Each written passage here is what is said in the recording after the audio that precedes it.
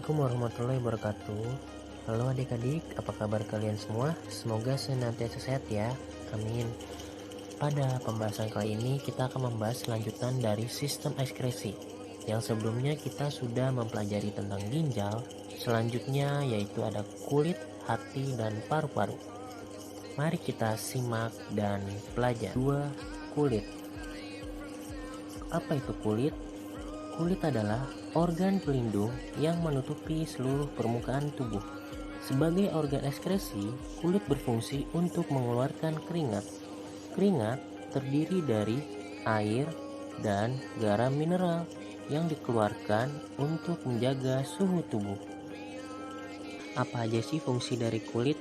Fungsi dari kulit antara lain, yang pertama sebagai pelindung tubuh, yang kedua sebagai indera peraba, yang ketiga sebagai alat ekskresi, yang keempat sebagai pengatur suhu tubuh, yang kelima tempat penyimpanan lemak, yang keenam tempat pembuatan vitamin D, dan yang ketujuh melindungi tubuh dari dehidrasi. Selanjutnya lapisan-lapisan kulit. Lapisan kulit terdiri dari 3 lapisan utama. Yang pertama ada epidermis atau yang biasa disebut dengan kulit ari, yaitu lapisan yang letaknya di bagian kulit terluar. Ingat ya adik-adik, letaknya di bagian paling luar dari kulit.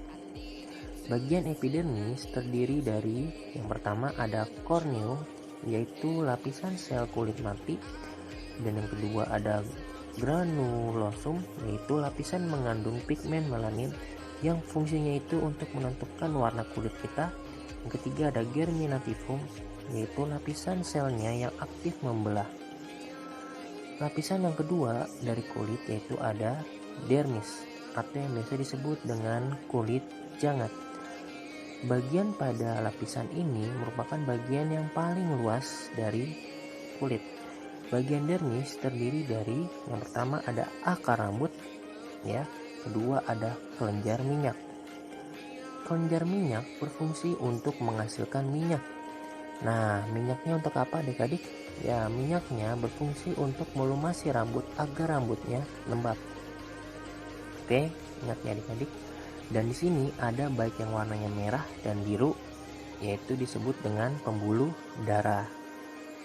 Kemudian, yang bentuknya ual-ual seperti ini adalah kelenjar keringat.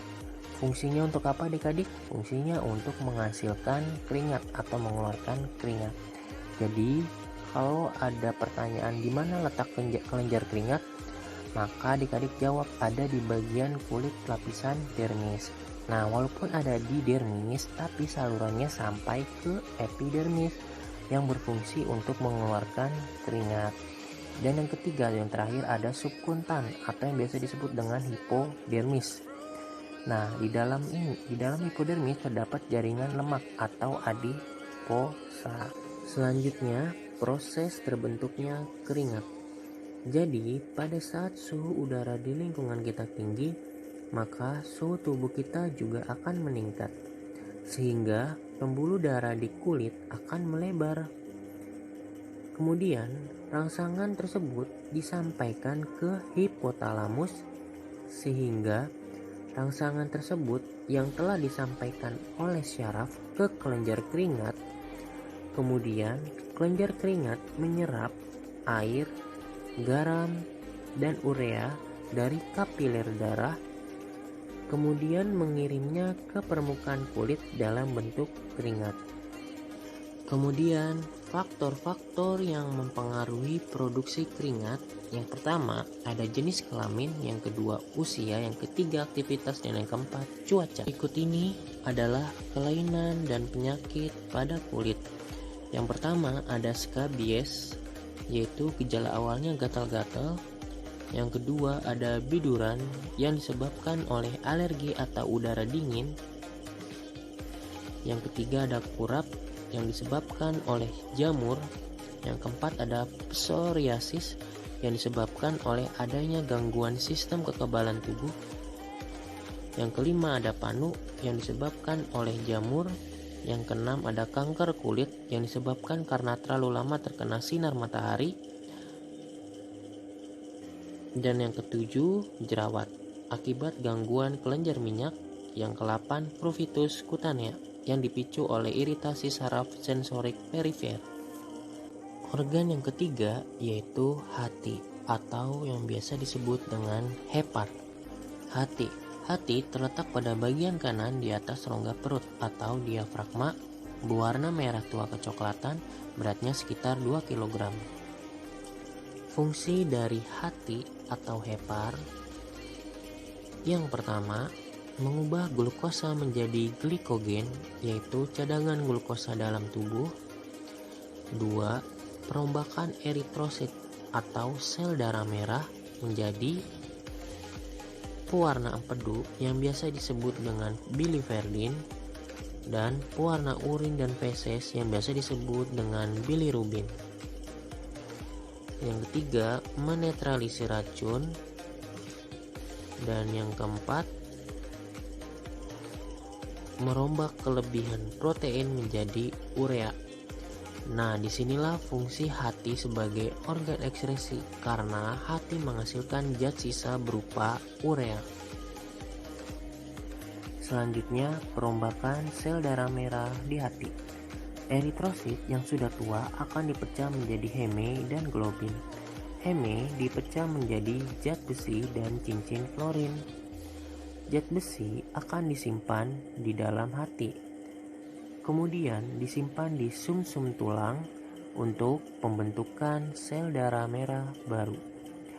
Bagian pada cincin florin diubah menjadi biliverdin, kemudian direduksi menjadi bilirubin, dan kemudian dilepaskan dalam darah menjadi urobilinogen yang berfungsi untuk mewarnai feses. Sedangkan pada globin berfungsi dalam pembekuan hemoglobin. Selanjutnya, gangguan dan penyakit pada hati. Yang pertama ada penyakit Wilson akibat dari penumpukan zat tembaga dalam tubuh. Yang kedua ada sirosis akibat dari guratan pada hati. Kemudian yang ketiga ada hepatitis yang disebabkan oleh virus. Yang keempat ada penyakit kuning akibat dari cairan empedu yang bercampur di dalam darah. Yang kelima ada hemokromatosis, kelainan metabolisme akibat dari pengendapan zat besi yang berlebih. Dan yang keenam ada perlemakan hati, yaitu akibat terdapat lemak di dalam hati melebihi 5% dari berat hati. Organ ekskresi yang terakhir yaitu paru-paru. Sebelumnya kita sudah membahas tentang paru-paru ya. Paru-paru termasuk ke dalam organ. Yang pertama sistem pernapasan dan yang kedua sistem ekskresi. Pada pembahasan kali ini kita akan membahas paru-paru dalam sistem ekskresi, yaitu berfungsi mengeluarkan CO2 dan H2O hasil sisa respirasi.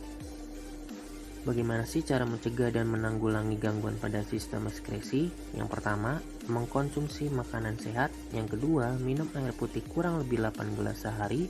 Yang ketiga, berolahraga secara teratur. Yang keempat, membersihkan badan secara teratur. Yang kelima, menghindari rokok, alkohol, dan narkoba serta pergaulan bebas.